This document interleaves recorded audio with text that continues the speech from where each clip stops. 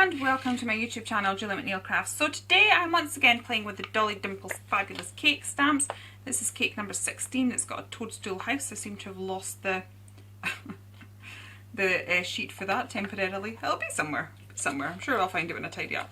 I've got this cake here, which I think is 15, and this one, which is 5. Now, I was thinking what we could do today is make a massive cake. Just realised I'm not putting any sticky on the back of this, which is what I was intending to do. So what I've done is I've stamped out 2 of the cakes already, and I've used just plain copier paper. I find copier paper the easiest for this, just in that because we're going to be doing some masking, if you use too good a quality of card, it's too thick and you get a bit of a ridge when you start doing your masking techniques. Then I tend to use this stick and spray because it's a repositionable adhesive. So I'm just going to spray a bit of that on there for just now, and then I'm just going to leave it a second and it will come. So I'm going to take this stamp first, because it's probably the best one to use for the base. Okay, and I'm going to, this is a really juicy ink pad. Just put a new one, and I'm going to pop that down, and I'm just going to make sure that I put even pressure over all of the stamp so that we get a nice even stamp. Probably also going to have to wash my fingers because I think I'm getting a nice black versamark all over it. And I'm also just allowing enough time for the ink to transfer from the stamp to the paper. And there we go. So, beautiful impression. I'm just going to try and wipe my fingers because I really am getting cluttered in this. Right, then I'm going to use my mask and stick that down. So basically we're protecting what's here. Now with the next stamp, this is where it's going to get slightly more complicated because I don't actually want to stamp all the bits of it. So I'm going to have to take some of the ink off before I even stamp. That needs a bit of a clean there. Okay. So basically I don't want the base of this and I don't want the candle. So I'm going to come in, ink all of this. Now this does have a really nice long open time, so we've got a bit of manoeuvrability. If your ink's a bit drier, this would be a bit more difficult, but I'm just going to take off the ink by the candle. I'm not worried if I take off a bit too much ink because, you know, we've got pens and things. We can draw stuff back in, but hiding the lines is probably harder. I'm just going to take off the lines of these bases and possibly the lines of some of those swirls as well, so it's not too busy. Right, so we've got that. And if you are working with a drier ink or you're not too sure, you can just sort of breathe over your ink because the hot air sort of kind of reactivates it a bit, so you can just, seems a bit gross, but there you go. And I'm just going to sort of make sure the base of that is over the mask so it looks like the cake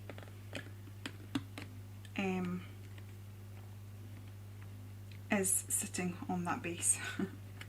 Not like it's going to be particularly unstable. So we'll again putting the pressure down. I can see I've moved some of the ink off that bowl, so that's not going to stamp perfectly, but as I said, we can doodle bits back in, so never fear.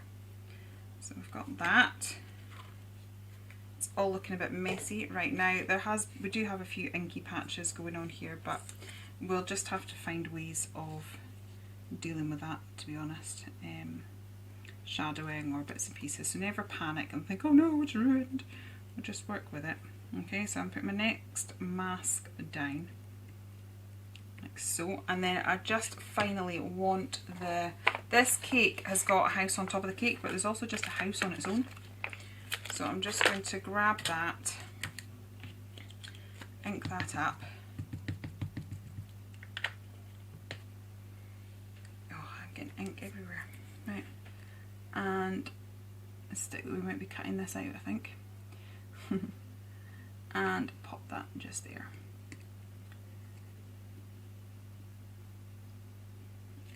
Okay, so that's the other thing. If we are getting far too many marks, I mean, I was hoping just to do this as a straight piece, but we're getting ink everywhere, so.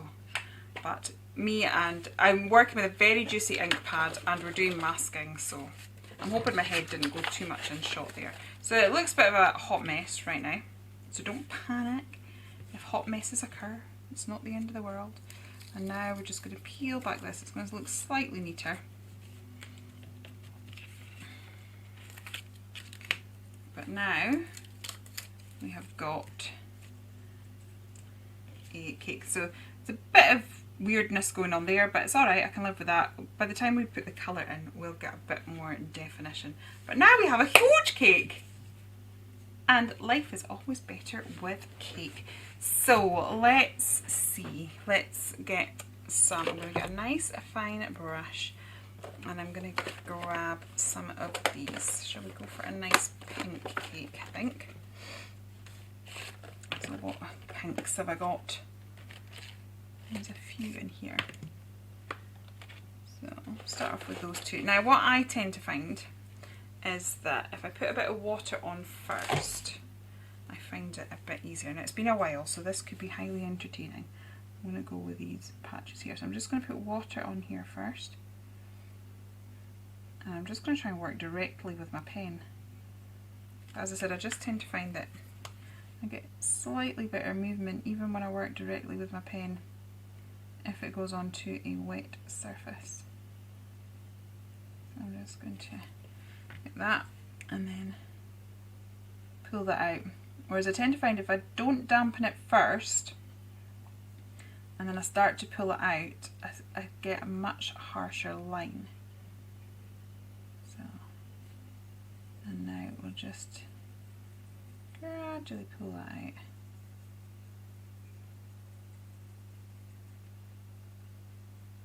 We're going to get a very soft thing. And then I'm running out of colour a little bit there. I'm just going to pop it on my blending mat because I don't want the strength of it coming out as a pen. So I'm just going to get my blending mat so I can pick it up, and I can pick it up much lighter.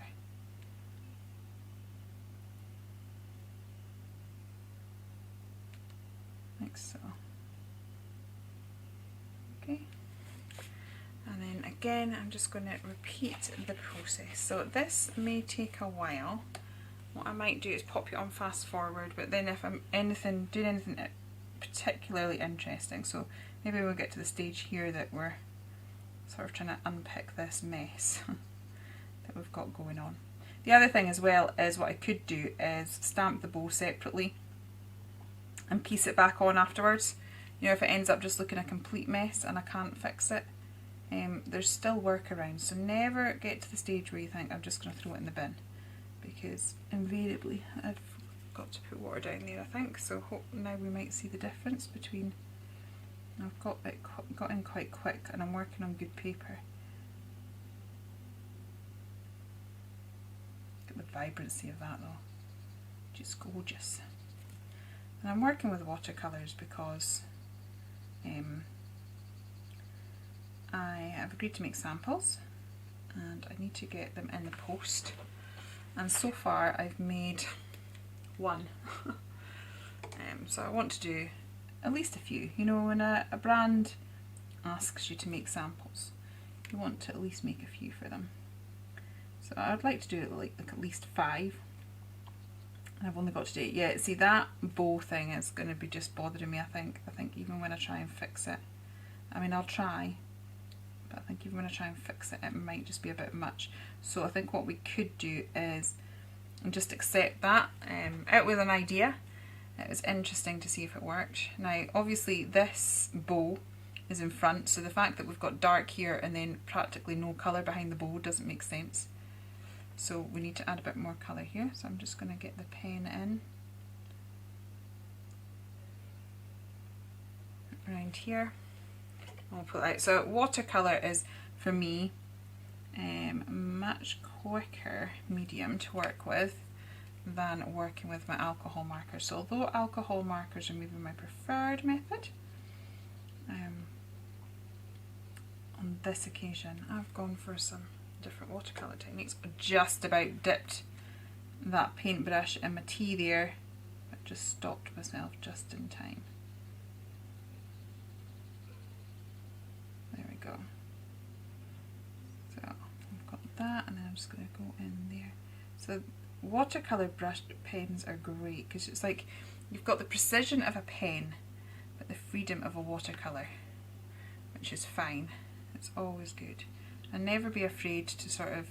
The other thing is with watercolours is there's no difference between the watercolour that is in a pan like this and the watercolour that is in the pen. It's just how it's just how it's carried.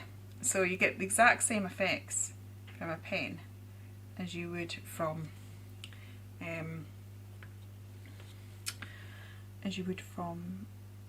out of a pan. So as I said, I think what I'll do, because this could take a while, is let's just pop you on speed up so this doesn't become painful, and I will see you at the end of the colouring, and then at that point we'll decide whether the colouring has been enough to fix all of this busyness or whether we're going to put a second layer. To be honest, I think it might be quite nice to make the bow 3D and that bow 3D and those flowers 3D. I think it would make a feature of it, so I think that's probably the direction I'm going to go in. But it was fun to be able to show you a bit of a masking technique as well, to be honest. So yeah, I will see you at the end of the speed.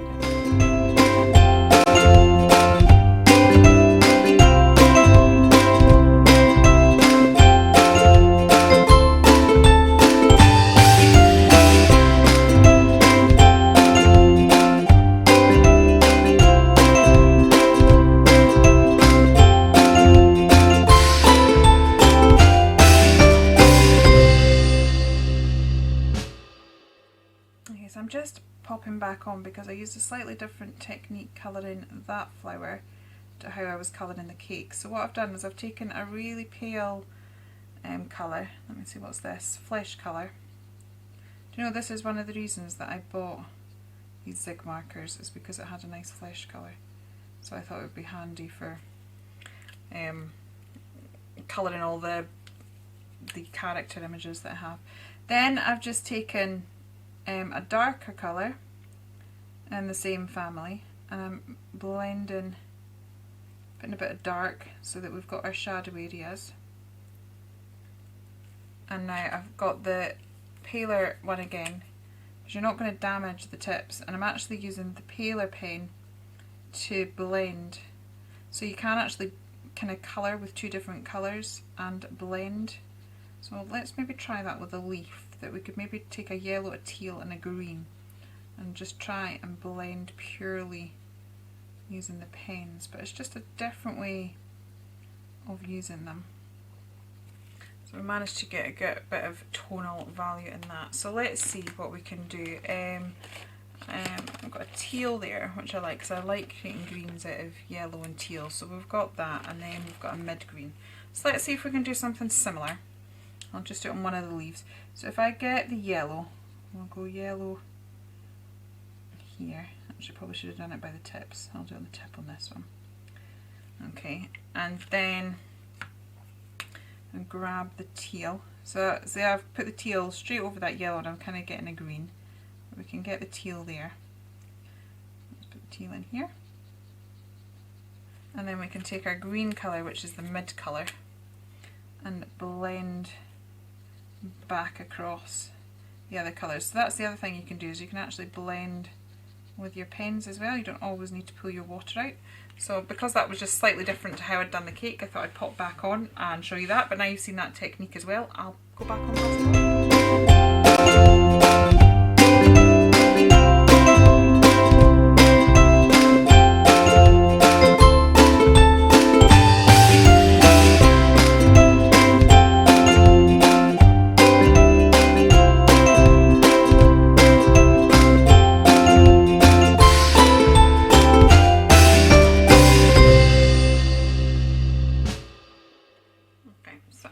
Watercolouring that in. I think I am going to go with stamping another two bows in these flowers again. I think the dimension will make the finished project look really good, but also we're going to get rid of this untidiness. The other thing I could have done is, in hindsight, when I stamped this particular stamp was as I took the ink off the extra bits with these, that maybe I should have taken the ink off those swirls. But it's fine, we can still make it work. So what I'm going to do is cut this out, stamp all the extra bits, and then I'll come back and we'll make something with it all. Okay, so I have fussy cut this out, I've cut all my elements out and definitely think it looks better with this, and I've decided I want to make a fancy edged shape card, but because we've gone quite tall with the image, we're going to be making the card ourselves, which is all fine and dandy. But on the inside of the card I want to be putting like a smooshed background, so I'm going to make my smooshed background now, and then whilst that's drying we can work on creating the shaped card. So I'm going to stick with, I'm going to just spray a bit of water onto it. So again, this is another sheet of mixed media card. I'm just going to spray a bit of water on that, and then I am going to grab similar colours. So I'm going to start with my warm tones first, because if I don't want mud. So I'm going to put my pinks and my yellows and a bit of orange together, because as those mix we're going to get basically between yellow, pink and orange. They'll all blend together. So, and it means I can use up the rest of the stuff that's on my mat as well. I'll give that a bit of a spritz, and I'm just going to pop this down like so, give it a little push, maybe just move it around a little bit. I'm just going to create a splodgy, smushy background with all the colours that we've got there. Fantabulous. So that looks good. So I'm going to give that a little waft with the old heat gun. And then this will become the insert of the card, so we'll see a little bit of it peeking through when we make the shaped card. So I just wanted it to have a bit of a background. I'm going to just dry this because I want to add a little bit of the blue and the green as well, so it completely ties in with the cake. But if I do that with it wet, there's going to be more chance that we're going to end up with mud. To be honest, we're working with very pastel colours, so we're not going to get a horrific, awful mud thing, but it's just we're more likely to get colours layering on top of each other as we would like them to, doing it this way. So now I'm going to, I don't want as much as I had before, I'm going to have some of the blue, some of the green, and these are all the pens that I used when I was doing the colouring, so it's all going to colour coordinate beautifully, and a bit of the yellow. So again, I'm going to just smoosh that. There's still a bit of pink left, but hopefully we'll get away with it. And now hopefully we'll just have a few touches of the blue and green. Now while it's wet, we can mop up anything that we think might start looking a bit mud-like. To be honest, I think they're alright. Just gonna, and yeah, so I'll give that a waft. I'm just going to pick up a little bit of this here, and I'm going to pause the camera because I'm about to be spoken to. I thought my husband was about to come in and ask me something, but he's obviously changed his mind. He'll probably come back again in a second, but I can't be bothered waiting, to be honest. So, right, on this card what I'm going to do is get my cake and stick that down firmly, and then we're going to do some more fussy cutting, like I've not done enough already. Right, so I'm going to wrestle with my glue and speak to my husband, and then I'll be back. That's my husband. He's going to be making dinner tonight, which is fabulous. So he's just asking me some questions about what to have for dinner, and I'm like, the healthiest version possible, because yeah, I need to start being good again after my holidays. Right, I'm just going to very roughly cut round here. We're going to make it much better, but I'm just trying to, sometimes if you take away the excess card it becomes easier. And I'm just going to cut that up because we will sort of cut that properly in a bit. Okay, and I basically now just want to follow the cut line that I already have. So I'm just going to take my time, she said. So Some of this isn't lifting, it hasn't glued down particularly well. I think I'm at the end of my glue.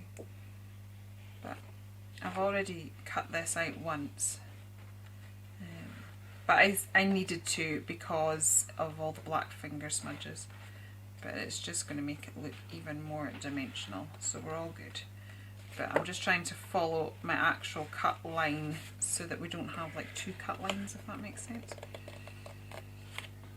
So again, I'm going to take away that excess because it's going to be easier to work. I'm just trying to ensure that all these bits are stuck down properly.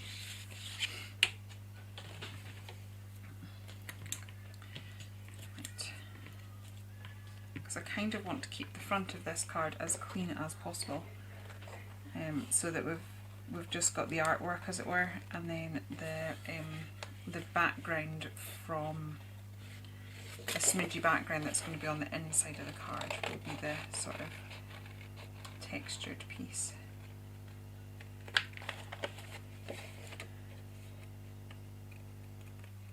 So I'll cut in there. I'm actually going to be doing a straight line next to the top of the mushrooms. I'm just not, oops, I've kind of gone a bit squinter there, but it doesn't matter because I'm going to be chopping it about there anyway.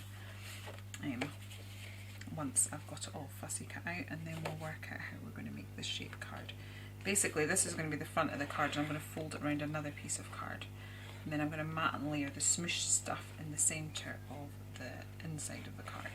So we'll just see a little bit of it peeking out. That's the plan, anywho. So I'm making a bit of a pig's ear of this, but never mind.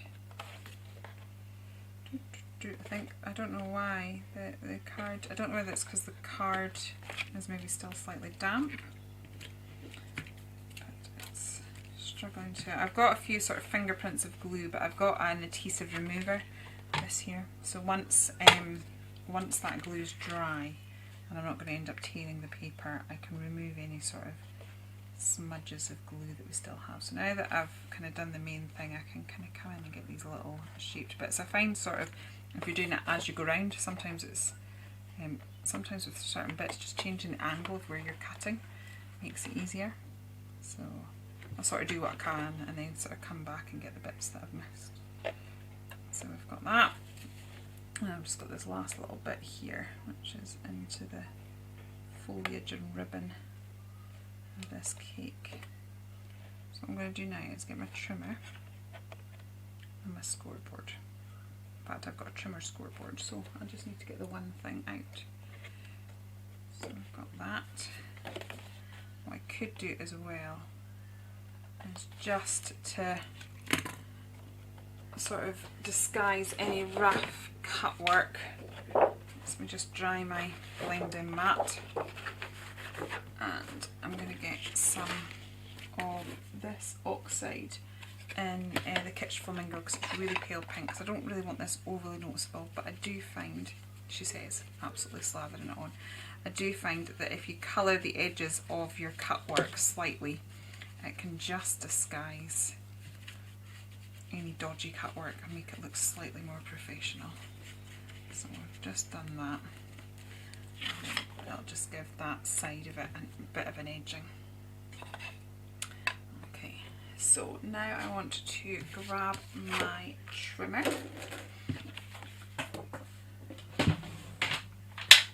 Okay, let's open this up properly so that I'm working on a flat. So this is a Lee Many the Keepers. I tell you, that guy is a genius when it comes to creating craft supplies that are just easy to work.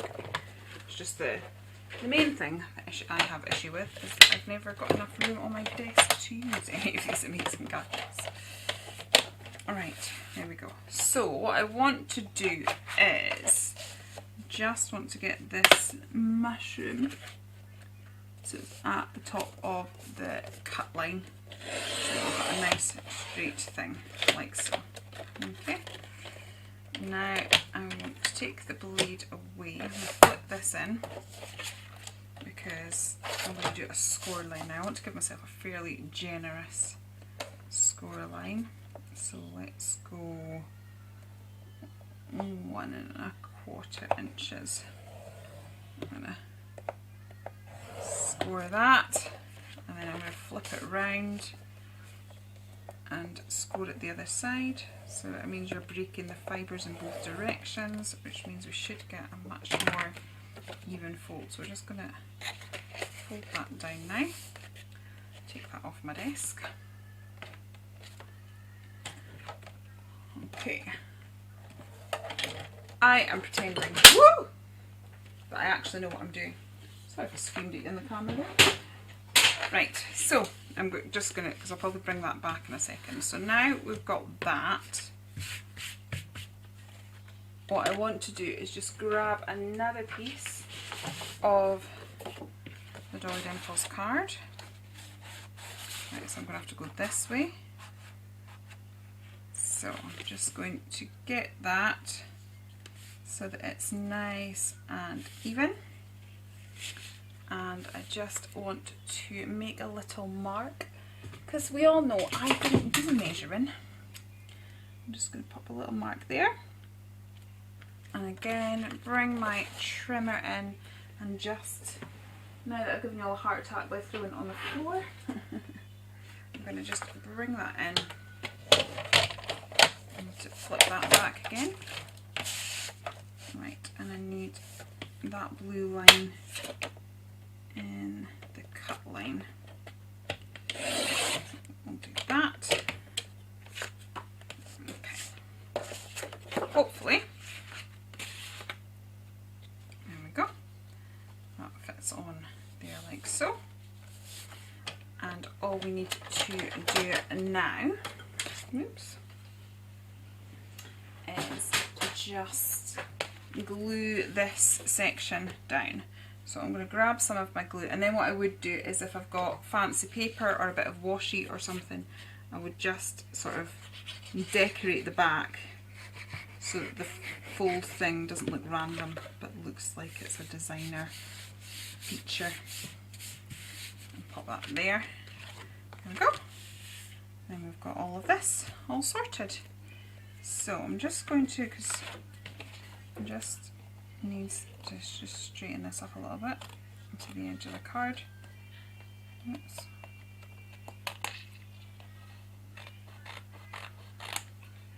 Okay, so there we go. Shaped card, which you can't actually see the shape at the minute because we don't have anything patterned behind it, which was why I was trying to make a feature of this. So I am now going to cut this. So I want it sort of matted and layered. So what I'm going to do is I'm going to chop that down so it'll fit in there matted and layered, and I can put a black edge round with my pen, and then we'll stick it down. So I'm just going to do that. That's all stuck down. You can see that we've got our shaped card there. So we can now see that it's a shaped card because we've got the splodgy side and then the pristine side. So I've just sort of gone on different areas that we did have a few smudges with my adhesive eraser. I'm managing to pick most of those up, so that's good. She says, trying to make this bit that wasn't too bad worse. Right, the other thing that I'm going to do is I'm just going to grab a doodle pen. So I'm using my Jane Davenport's, and basically where this line here is, I'm going to carry that on, but I'm going to do a doodled version just to again sort of add to the framing look of the piece and just to add a little extra details. And then I will look at getting a sentiment, and then I think we're going to call this one done. Okay, so we're matching the border line there so that it all ties together. So I'm quite delighted with this so far. So let me just have a little look at the sentiments we've got. If eating cake is wrong, I don't ever want to be right. Well, I think that looks good with the fact that we've got a Mahoosive cake. So let's get that stamp set. Now, because I have been making this shaped card, we've got loads of little scraps, which is perfect for your sentiments. So let's get these sorted. I'm going to need a bigger stamping block than the one that I've got right there. Where's it gone? Find another one. I think I'm going to have a tidy up between finishing this make and doing any more crafting, because it's getting a bit ridiculous, quite frankly. Right, so I'll stamp these different sentiments.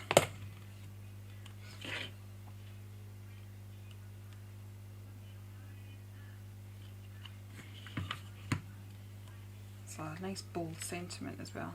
Oh, and we've still to put all our extras on, our little, to make our cake look a bit more dimensional. So got a few finishing touches. I might do some splatters, I don't know.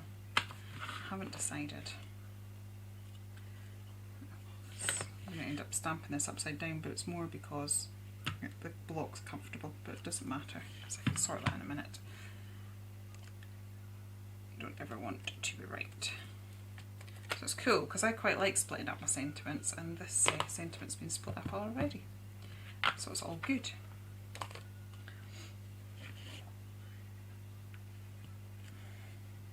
Okay, so I'm just going to chop into these. I'm not bothered about it being overly straight. I'm going to put them all over the card anyway. So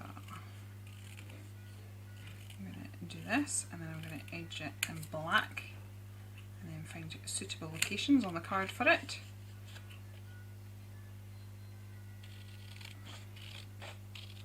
And then we'll add our little dimensional pieces, and this will be done. So when I started making this, all I wanted to do, all I had in my head was that I wanted to do some masking. A shaped card was not in my head at all. So, like, sometimes we don't need to know our end game. We just need to start and then trust the creative process.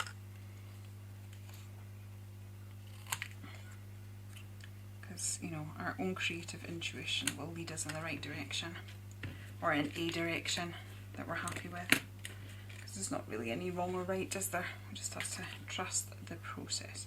So if eating cake is wrong, I don't ever want to be right.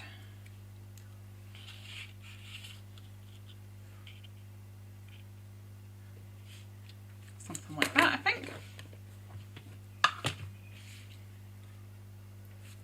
Happy, happy, happy. I need to.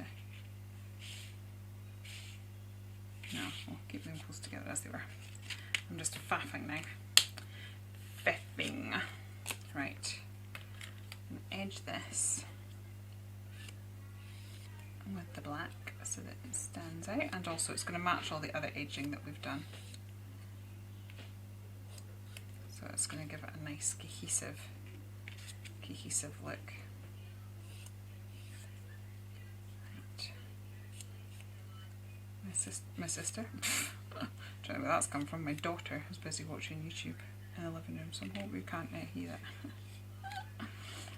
So, I don't know. And girls that play Adopt Me. She likes watching them. She likes playing Adopt Me. She likes watching YouTube videos on it. Right. Okay.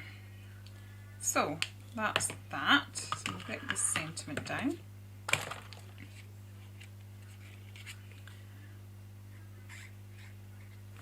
Stuck down. I like that sentiment, it's brilliant. I'm feeling it as well because I'm currently trying to be healthy. I'm glad that didn't land glue side down. Now, that's actually worked out quite well because we've almost created a bit of a banner. If I move it there, we've kind of created a banner but in two separate pieces, which I think is quite funky. Not intentional, but I like the way it's worked out. Right. And then we've got this one here. Okay, so let's get our other elements. I should have another bow somewhere. We'll get those stuck down. So this is the one for here. So I'm just going to add a little bit of shape into it with my finger. And we'll just, because this is going to give it a bit of dimension as well, which is just going to be fantabulous. Right. There we go. And then I'm going to put this one down fairly flat just because we've got the flowers that are going to layer on top, and I'm going to raise the dimension of the flowers. So let's get that all sorted. Pop that down. Okay.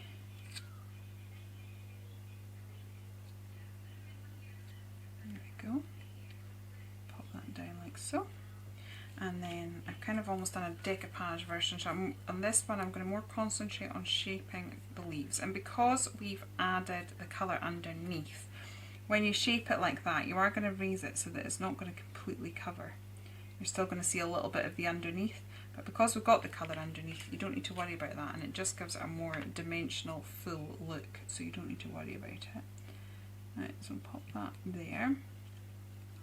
And then I've got this one, and what I've done is I've actually snipped into the petals, and then if we pull those forward now, we're going to get, again, a dimensional look. And I'm just going to have to pull this in slightly further than it is, because I'm going to need to overlap this one so we don't see that funny edge. Again, I've got all those individual petals, which I'm just going to pull in with my fingers. Technically I probably should get my flower shaping tool out. I used to be so good and always pulled it out, and now I've tended to get a bit lazy and just do it with my fingers. To be honest, this is going to end up going in the post and will most likely get squished anyway, so I'm not going to stress about it overly. Right, now I don't know whether I want splashes or not. Part of me is thinking not, because then we've got the contrast, so I think I'm going to stick with that. What I might just do is maybe find 3 little gems. That used to be my thing. In my very early days of crafting, there was always 3 dots, either 3 dots or 3 gems somewhere on all of my work, and it was kind of like an identifying mark. That I don't feel the need to do anymore, but my dangles is my latest thing at the minute. Oh, we've got those.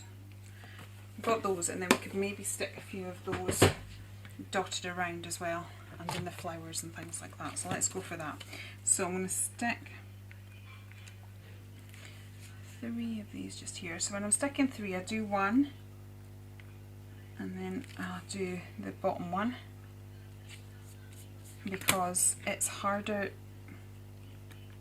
to make it look even if you've done the first 2 first. If you sort of do the first and the last, it's easier to go by eye to get the middle, I find anyway. I've got quite a big gap with those ones there. I want them closer. Oh well, so much for that tip. I end up changing my mind anyway. There we go. But yeah, so it's easier to judge if you do, because I find that harder to judge. Right, okay, we've got those. Let's get some of these gems inside the flowers.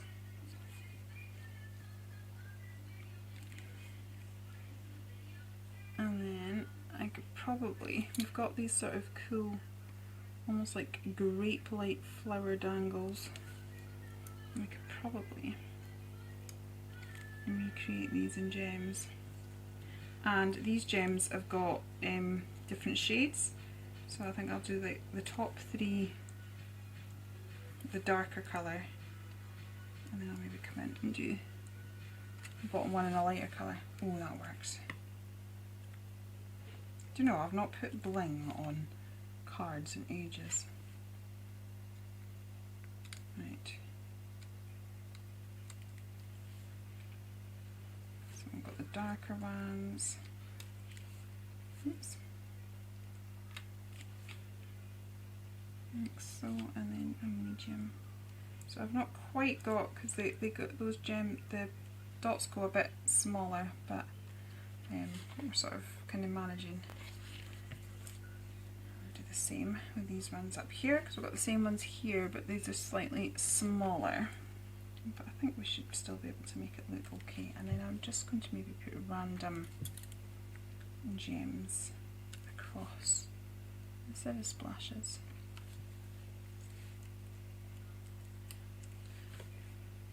But yeah, I'm quite pleased with how that's turned out.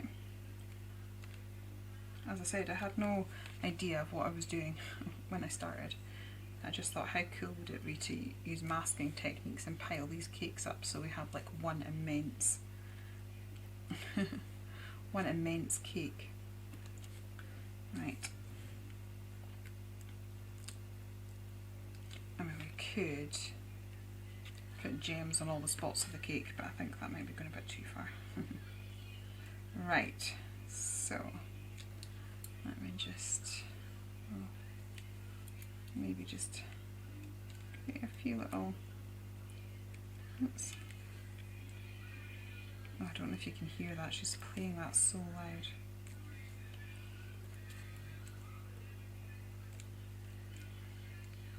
There we go.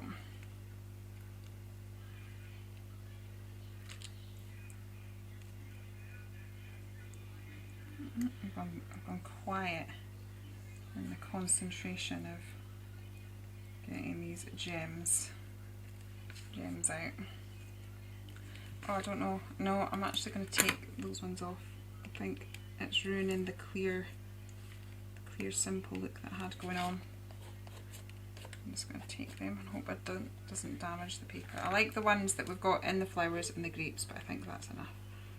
Right, so then I'm just going to clear my desk. Yeah. Okay, let's just clear my desk. Okay, so that is my card all finished. Instead it's a shaped card there. It's kind of difficult to show that on the screen, but yeah, so that is using the Dolly Dimples Fabulous Cake range. Yeah, so thank you very much for joining me today. I hope you have enjoyed crafting with me today. If you have enjoyed it here, please do consider liking and subscribing, and I will be back with some more crafty goodness very, very soon.